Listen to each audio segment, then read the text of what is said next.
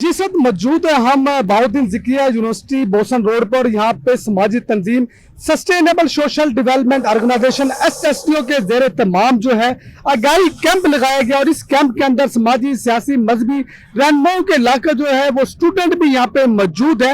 और इस आगाही कैंप का जो मकसद ये है कि गैर कानूनी तौर पर जब इंसानी स्मगलिंग की जाती है उससे हजारों की तादाद में अफराद ऐसे हैं जो जान की बाजी हार चुके हैं। और हाल ही में यूनान जाने वाले 400-500 जो पाकिस्तानी थे वो भी समंदर में डूबकर जहां बाग हो चुके हैं, जिनके वालिदैन जिनके अहले खाना शदीद मुश्किलात का शिकार हैं।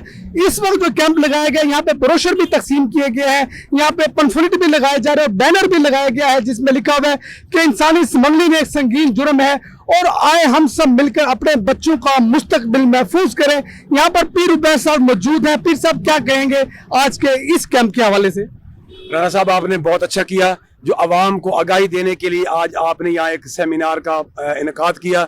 लोगों को एक पता नहीं है, फिर हुकूमत की तरफ से सख्ती की जाए उन स्मगलर हजरात पर जो गैर कानूनी तौर पे ख़तरनाक रास्तों से इंसानों को लेके एक मुल्क से दूसरे मुल्क जाते हैं।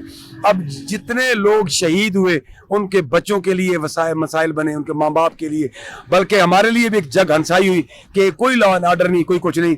तो लिहाजा हुकूमत वक्त को इस चीज़ के ऊपर सख्ती से अमल दरामद कराया जाए और इंसानी स्मगलिंग की रोकथाम को जो है मुकम्मल से सद्देबाब किया जाए। जी हाजी साहब, आज जो कैंप लगाया गया इसमें आपने जो ब्रोशर ये तकसीम किया गया है तो इसके क्या मकासद है?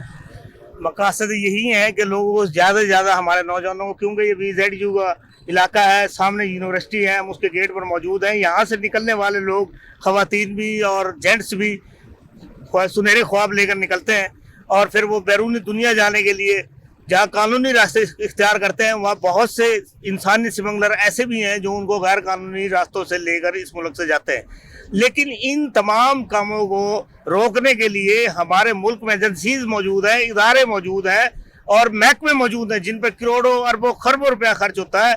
लेकिन बदकिस्मती की बात यह है कि ये SSDO जैसी तंजीमें जो है इस सिलसिले में अपना किरदार अदा करने पर मजबूर है और लोगों को आगाही दे रही है। ये बहुत बड़ी खिदमत है, मैं समझता हूँ ये बहुत बड़ा जहाद है।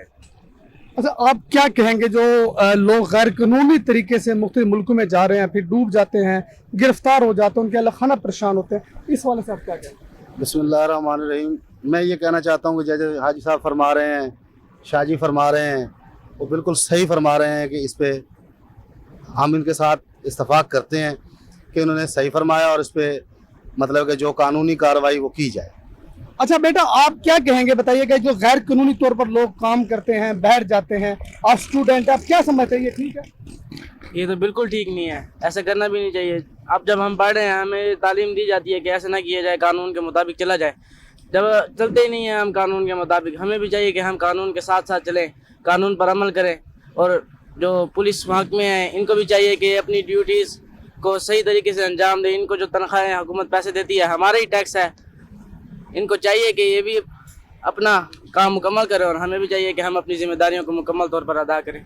जी, SSDO के ज़ेर तमाम बहाउद्दीन ज़िकिया यूनिवर्सिटी के सामने बोसन रोड पर एक आगाही कैंप लगाया गया जिसमें समाजी सियासी मजहबी और स्टूडेंट जो है बड़ी तादाद में शरीक हुए। और इन जो शहरों के अंदर SSDO के जानिब से बनाए गए जो ब्रोशर थे, जो पंफलेट थे, वो तकसीम किए गए, शहरियों को आगाही दी गई कि वो गैर कानूनी तौर पर सफ़र ना करें।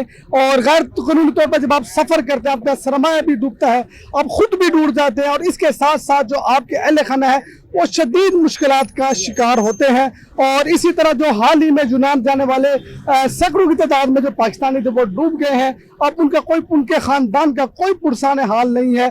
तो हुकूमत वक्त से भी गुजारिश है और शहरों से भी गुजारिश है कि वो गैर कानूनी तौर पर स्मगलर जो होते हैं इंसान, उसको रोकथाम करें, खुद भी एहतियात करें, दूसरे जो आपके शहरी पड़ोसी है उनको भी रोकें ताकि पाकिस्तान महफूज रह सके और पाकिस्तान का जो बच्चा है वो महफूज रह सके। कैमरामैन शबीर भट्टी के साथ राना इरफान इस्लाम, इन्फो न्यूज़ मुल्तान।